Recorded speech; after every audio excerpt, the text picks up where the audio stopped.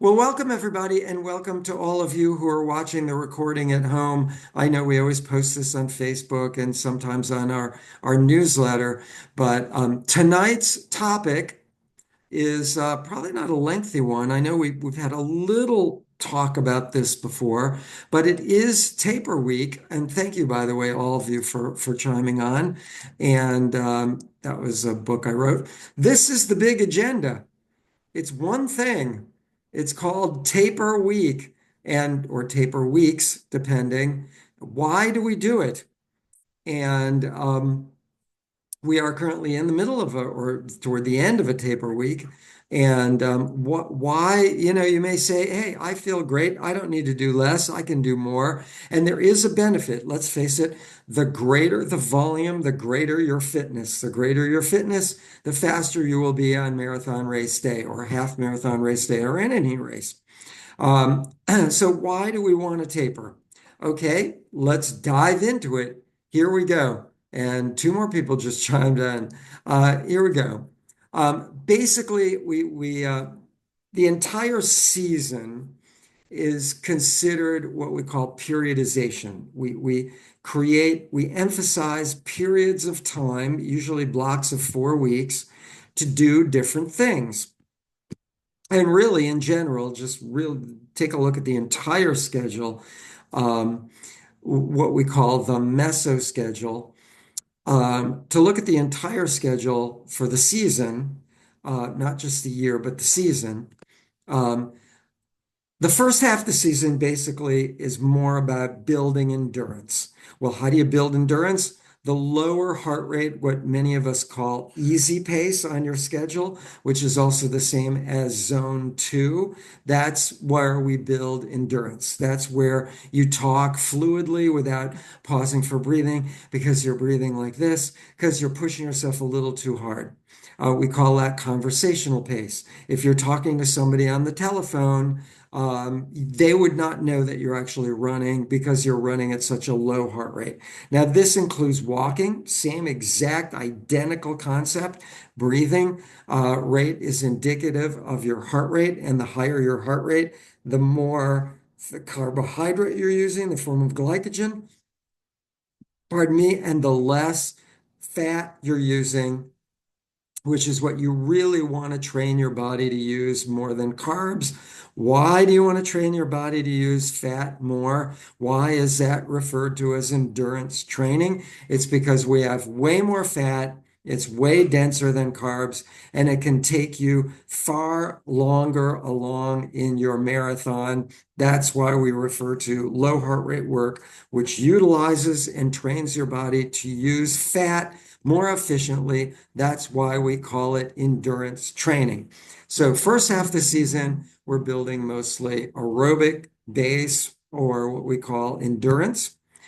Second half of the season, the focus really is more on marathon, a little more marathon race pace to get the feel of it, but you're also building in intensity and really speeding yourself up now that you have some kind of a base.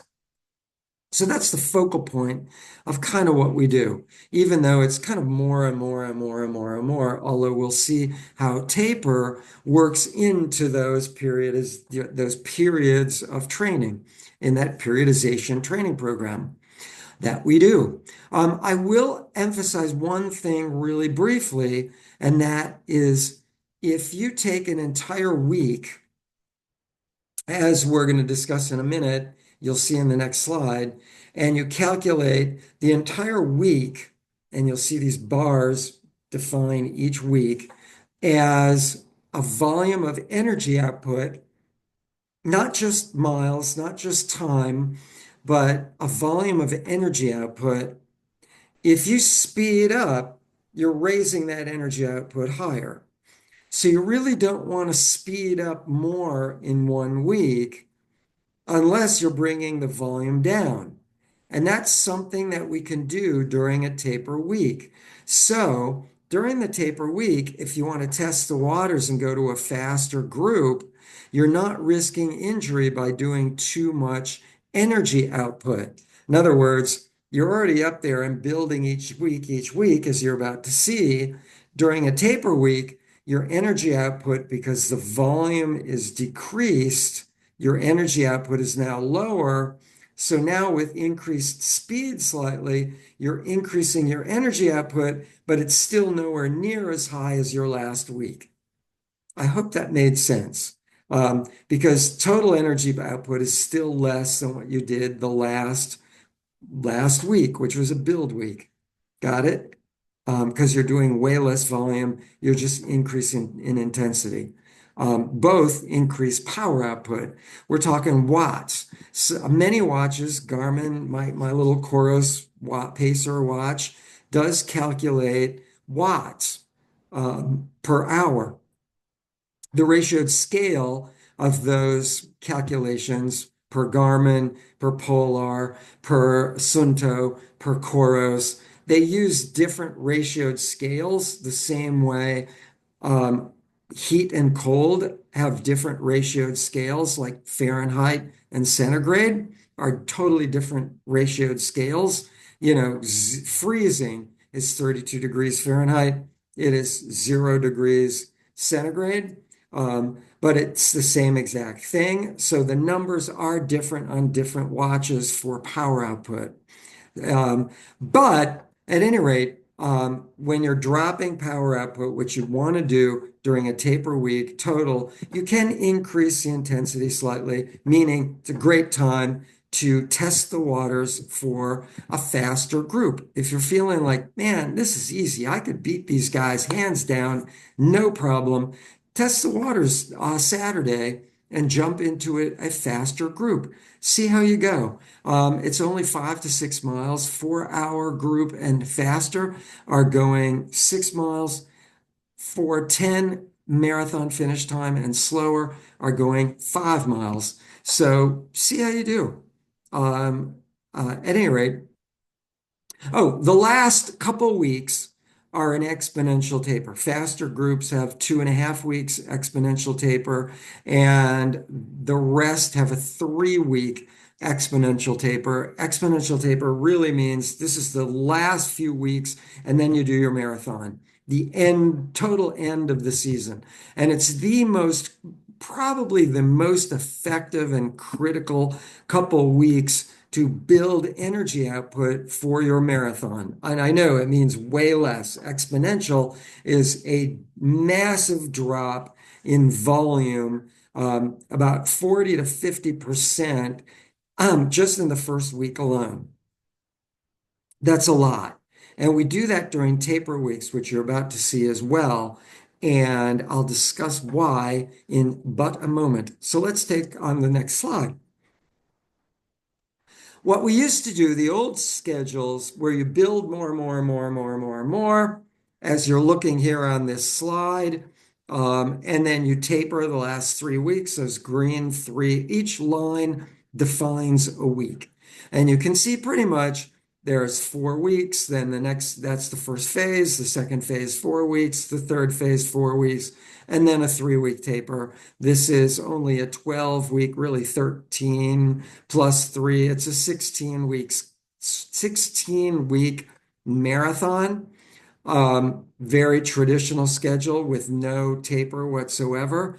The problem with this kind of taper is if you look at this bar I'm kind of drawing in here, consider that power output. Each week, the power output is getting more and more and more and more and more and more and more. I know I showed you this slide before with the science slide very early on, but we're going to do a little deeper dive here with this. Your hormone levels your hormone levels with all of this go down and down and down and down and down. I'm not sure you can see this dark line against this blue background. Probably the wrong background color to choose, but as your workload goes up and up and up and up, or your energy output, whatever you want to call it, energy expenditure, same thing, that line, more and more and more until your taper weeks. Your hormone levels are dropping more and more and more and more and more until your taper week when it comes up a little bit. So you could actually end up at the end of a schedule that looks like this with no taper weeks, with less energy than what you would hopefully have when you do taper weeks, interval taper weeks every third or fourth week or whatever. And in fact, toward the end of some of our schedules, we have like 2 week build and then a week of taper with a very, very peak couple of weeks. But you can end up with less energy output than what you would want if you just keep building and building and building and building. So all of you who say, gee, I feel great. I don't need no damn taper. I can keep doing more. David always says, the more you do, the greater your fitness, the faster you will be on race day. Well, here's one caveat where that does not work. You need interval tapers because the more and more and more you do, the less and less and less hormones you will have. And actually, I would argue, not so argue, but I would suggest the fewer hormones you have, yes, the less energy you will have, but also hormones are things like human growth hormone, creatine kinase, all these to rebuild muscle tissue. So basically, as your hormone levels are dropping, your ability to rebuild muscle tissue is also going down and down and down and down and down and down. So if you're getting more and more and more sore and you're not rebuilding muscle tissue as quickly, for one, you're not going to be able to do as much because two, you're not going to be as motivated. Your testosterone levels for men and women even have a little bit of testosterone. Your motivation levels will be dropping. So your motivation to do more will be less, and your ability to do more without injury will be less because all those hormones that you need, like human growth hormone to rebuild cells, will be lessened. So you're not rebuilding cells, and and you're going to need to rebuild cells more quickly. Pardon me, especially as you do more and more and more. So you won't be able to do more and more and more without injury because you're just breaking yourself down more and more and more and more. So you need these interval tapers every fourth week or less. So it looks like this. 3 week build. Whoops, let's go back a slide. 3 weeks of build. This is the simple one phase of our periodization of phases, what we call our meso schedule, the entire season. Um, so 3 week build and then a 1 week taper. And then 3 week build and 1 week taper. And this repeats on and on and on and on. But as you're about to see, the next build week actually begins higher than this third build week, and you'll even have a little more energy. So let's show you that slide. And here we go. So remember your energy output slide, right? So here it is, 3 week build, 1 week taper, 3 week build, 1 week taper, 3 week build, on and on and on.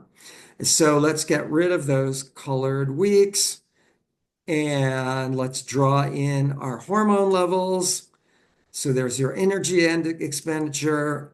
And here comes the hormone levels in a black line, which you may not be able to see very well.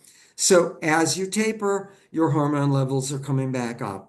As you taper, as you taper, your hormone levels are coming back on and on and on. But look where your hormones are at the end of this, at the end of your exponential taper here, where you're really plummeting downward and your hormone levels are really, really, really on full. There are people at the end of the 2 or 3 week taper phase that are just ready to jump out of their shoes because they've rebuilt so many hormones that they are just filled with energy and they can't stand it anymore. I have never had that experience, but you can actually build during taper, and this becomes so, so critical. And I will be talking about this again, though slightly more briefly at the end when we talk about our final few weeks. You can build as much as 0.5 to 6, even 7% more energy output on race day just from this final couple weeks of taper. Everyone gains from at least 2 weeks of taper from studies at Bath University that came out years ago and even more recently. But the average person from the final taper, this end tail here, from the final taper, the average person gets 3% more energy output on race day. Now that's huge. 0.5 to 6 or 7, and the average gets 3. That's huge from doing way, way less. And then you bring it all the way down to 0, and we'll be talking about that and the final week later in the season. It's all on your schedule. You can see it. It's all mapped out in advance. But that's the reason we do these interval tapers. Did you need to taper this week?